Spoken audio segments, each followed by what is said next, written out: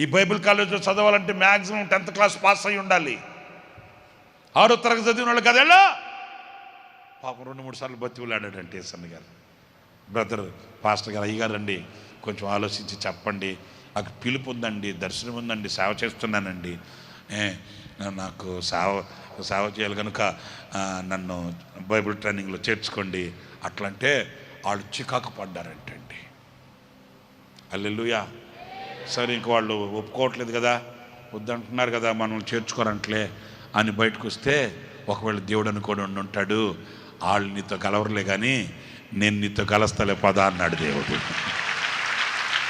హల్లెలూయా.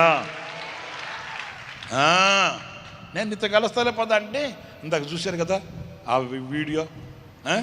దేవుడు రెడీగా ఉన్నాను. ఓకే, అదిగో దేవుడు చేయబట్టుకున్నాడు ఏసన్న గారిని. వాళ్ళు చేర్చుకోలేదులే పదరా, నేను చేర్చుకున్నాను పదరా.